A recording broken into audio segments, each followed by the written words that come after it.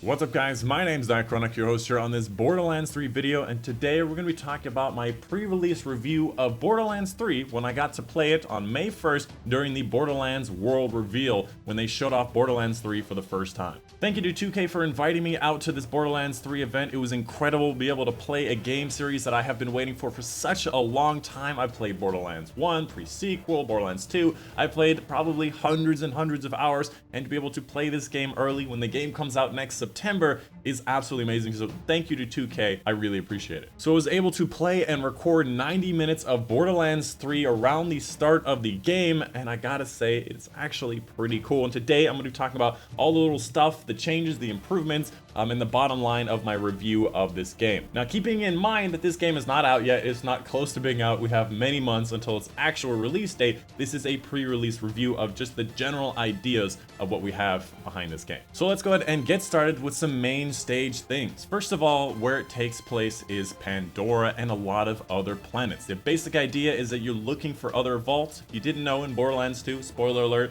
the game's been out for many years, is at the end of Borderlands 2, we saw that there are vaults on many other planets. So in Borderlands 3, the stage is set for us to hunt down, as vault hunters, these other vaults on the other planets. On top of that, this game is still a looter shooter RPG. So main stage is that you're going after vaults, and it's still a looter shooter RPG. It's same as previous games have been. Next up, let's talk about the guns. There's a lot of new, crazy, and weird guns with randomizations. Everything is totally randomized, probably millions and millions of possible guns. I believe Borderlands 2 is in the Guinness World Records for the most number of guns in their game, and I've got to say Borderlands 3 is probably going to get pretty close as well.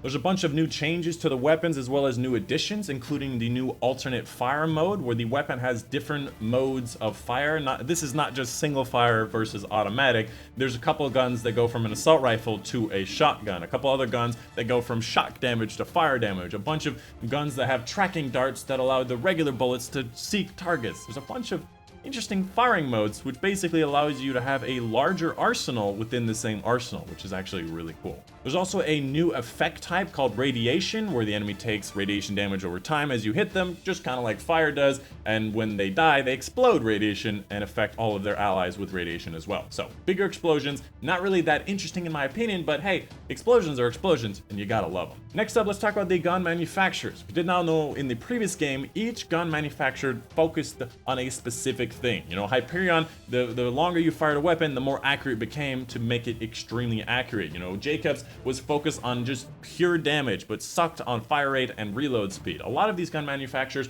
are coming back with a little bit different things in this game. For example, Hyperion now has a shield in front of you while you aim, making it so you can actually aim your Hyperions with a bit more safety. Atlas has tracking bullets, where one of their alternate fire modes shoots out a puck or a grenade that marks targets, and then the other fire mode just automatically tracks targets with those bullets that have been tracked from the puck, which is actually really fun. And one of my favorite changes is that Tediore has gotten a big upgrade. In the previous game, Tediore, you throw the gun whenever you reload, and the more bullets in it, the more damage it dealt, but honestly, it just wasted ammo because it didn't do enough.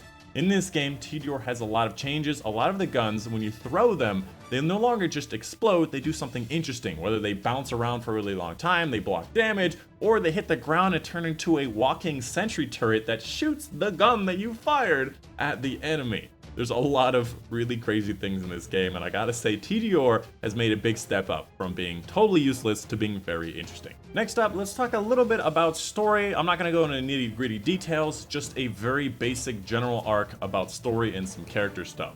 First of all, it remains true to many of the previous game's storylines. So like I said before, at the end of Borderlands 2, you saw the vault and you saw a bunch of other vaults on a bunch of the other planets, and that is what we're doing, is we're chasing vaults. We are still vault hunters, and there's a lot of these same beloved characters from previous games, including Zero, Lilith, Maya, etc., probably a bunch of others that I did not see, as well as new and interesting and funny characters, including Lorelei, a bloody badass with an Australian accent that kind of leads you on one of the planets. To be honest, I'm gonna be mad if I don't see Brick, because Brick was my favorite, and if they kill Brick, I am never playing Borderlands ever again. That's all I'm saying. I don't know what happens, but that's what I'm saying. Next up, let's talk about the quality of life improvements that Borderlands 3 has made over the previous games. Now, a lot of game series do this as they make more and more iterations. They do a lot of things that make it a lot better. A lot of games have done this from game to game, and I like these things. Now I can't talk about every single one of them, but I'll be talking about a few of them to give you a general idea of some of the stuff that I saw. So one of them is going to be the ammo and money automatically picks up when you walk over it and when you open boxes. So you open an ammo box, walk away, that ammo comes with you. It does not matter where you are, as long as you're near it when you open it, you get the ammo. If you're walking over money, it automatically picks up. This is something that was a really big hassle. Trying to pick up money and stuff was really a really annoying thing. Next up, avoiding certain menus with a single click thing. For example, ammo machines. They give you full ammo with a single click without going into the machine. Respawning vehicles with a single click, automatically putting you in that vehicle is really nice. Another really big feature is going to be the postmaster thing. They don't call it postmaster, but if you know what the postmaster is from Destiny, if you lose a gun out in the wild, it'll go to this postmaster thing where it would give you back the guns when you go back to the main social hub, which is really nice because I lose guns all the time. But by far the biggest quality of life improvement is going to be their new parallel instance feature, which is an option that you have the option to turn off if you want to.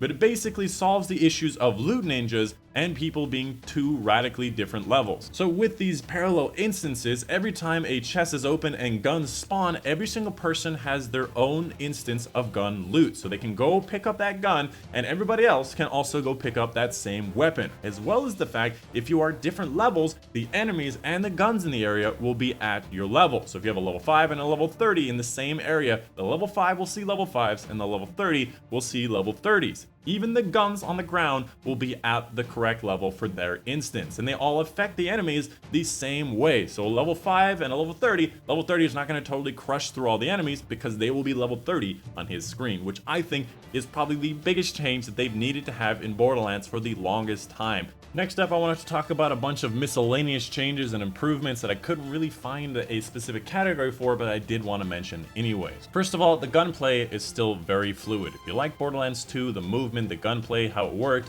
it's basically the same idea and they've made it very good. Next up, the loot system is still very enjoyable, chasing after those chests and the bigger and better red chests, looking for those, always looking for better gear, better loot, bigger stuff. Gold guns is always still fun to do. On top of that, these skill trees have had some nice improvements to them. No longer will one character only have one super for the rest of their life. They have the option between 3 supers, and each one of those super trees has variations on them. Mara has 3 different supers, including a Fist of Havoc like ground pound ability. She has the phase grasp that the Sirens had, and she had a third ability that I've kind of forgotten at this point, but she has 3 different supers. Each character has the ability to have one of these 3 character supers, and each one of these supers have different variations. The difference of Fist of Havoc from doing a circle around you or doing a line in front of you, which is actually something that's really nice. Next up, let's talk about the money. There will be no microtransactions in this game. There will, however, be paid campaign DLC, just as they've had in previous games. And lastly, in the miscellaneous section is going to be that there's a lot more bosses in Borderlands 3. They wanted more opportunities for the player to test out their skill, test out their guns,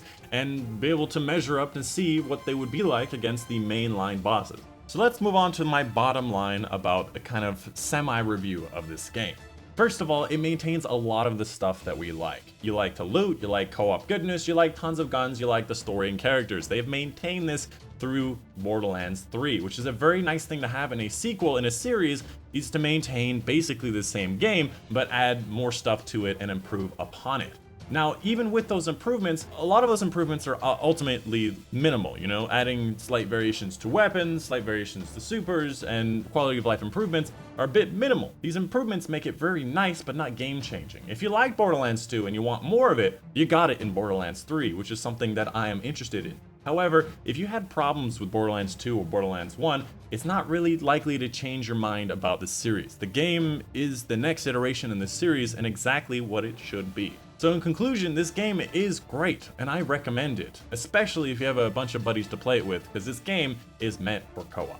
But that's it. That's the video. Hope you guys did enjoy. Let me know in the comments down below what you thought of the gameplay. If you wanted to see more, I do have a voiceover while playing it. I could also include a funny moments of that gameplay while I went along. It was actually kind of silly. But that's it.